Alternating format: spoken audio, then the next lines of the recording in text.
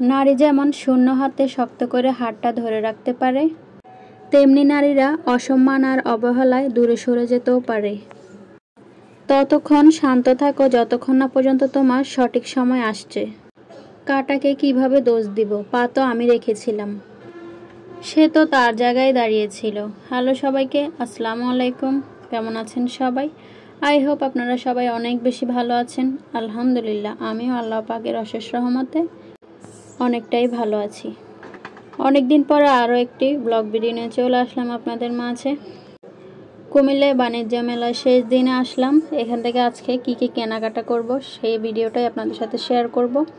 তো পুরো ভিডিও জুড়ে সবাই আমার সাথেই থাকুন। হাঁড়ি পাতিল গুতানি যখন ফুড ব্লগারে ভাব নেয় তখন কি অবস্থা হয় ভাবতে পারছেন একবার? বাবারে বাবা, মানুষ ফুড ব্লগিং কিভাবে করে, খাওয়ার সময় এত সুন্দর করে ভিডিও কিভাবে করে। আমি তো ভাবতেছিলাম কতই না সহজ। আসলে সত্যি কথা বলতে কোনো কাজই সহজ না। যে যেটা করে একমাত্র সেই জানে কাজটা কতটা কঠিন। যাই হোক, বহুদিন পর কিন্তু রান্নাঘর থেকে বের হলাম। রান্নাঘর থেকে বের হয়ে এই যে মেলায় চলে আসলাম, বাণিজ্য মেলায়। কতই আর রান্না বান্না করব, একটু কেনাকাটা করতে চলে আসলাম আর বাহিরে একটু খাওয়া দাওয়া করার জন্য চলে আসলাম। এই জন্য আজকে চিন্তা করলাম আজকে সারাদিন রান্না বান্না করব না, একদম দুপুর থেকে খাওয়া দাওয়া শুরু করব আর একদম রাত পর্যন্ত খাওয়া দাওয়া করে তারপরেই বাড়িতে ফিরব। পরিবারের সবাই মিলে খাওয়া দাওয়া করার জন্য বাইরে চলে আসলাম। বাইরে গেলে সবচেয়ে বেশি পছন্দের খাবার আমাদের কাচ্চি বিরিয়ানি। মানে বাড়িতে থাকলেও কাচ্চি বিরিয়ানিটা পছন্দ আর বাইরে খেতে গেলেও কাচ্চি বিরিয়ানিটাই পছন্দ। যাই হোক, ভিডিও করে দেওয়ার মানুষ নাই, তাই নিজের ভিডিও নিজেই করতেছি, কারণ আমার ভিডিও করে দেওয়ার মতো তো মানুষ নাই। এইদিকে জামাইকে একটু ভিডিও করতে নিলাম। জামাই আমাকে বলল খাওয়ার সময় ভিডিও করতে নেই, মানুষ মুখ লাগাই দিবে। আমি আবার বললাম মানুষ আবার ওই দূরে থেকে মুখ কিভাবে লাগায়। যাই হোক, তারপর চিন্তা করলাম জামাইকে আর ভিডিও করার দরকার নাই, নিজের ভিডিও নিজেই করি যতটুকু পারি। একটু একটু ফুড ব্লগার হওয়ার চেষ্টা করতেছিলাম, মানে নিজের ভিডিও নিজে করে ফুড ব্লগার হওয়ার চেষ্টা করতেছিলাম। ফাইনালি কেনাকাটা শেষ করে খাওয়া দাওয়া শেষ করে বাসায় চলে আসলাম।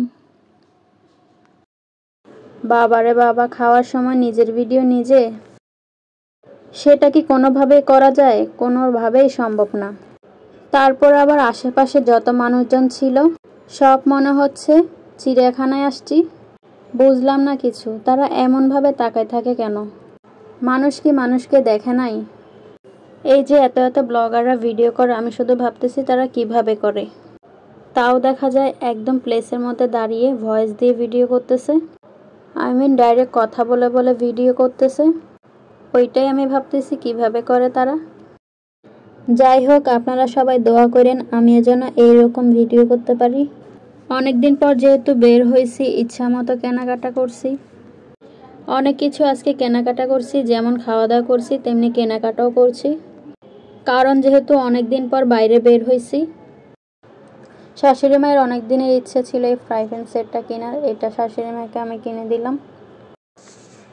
আর এইদিকে একটা হটপট নিয়েছি, সাথে দুইটা প্লেট নিয়েছি। বাণিজ্য মেলায় গেলে যেই দিকে চোখ যে আসলে মনে হয় সেটাই কিনে ফেলি। ভিডিও করতে দিচ্ছিল না, তাই পুরোটাই আপনাদের সাথে শেয়ার করতে পারিনি।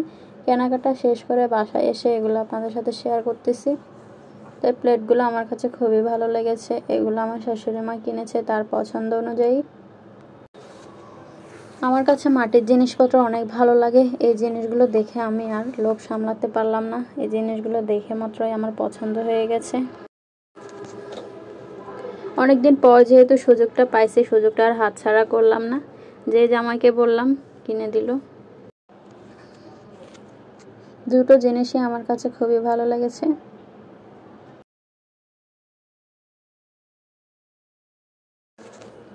এখন আসি এইদিকে, দেখুন দুইটা কাচের বাটি নিয়েছি আর সাথে ছোট্ট ছোট্ট কিউট প্লেটগুলো নিয়েছি।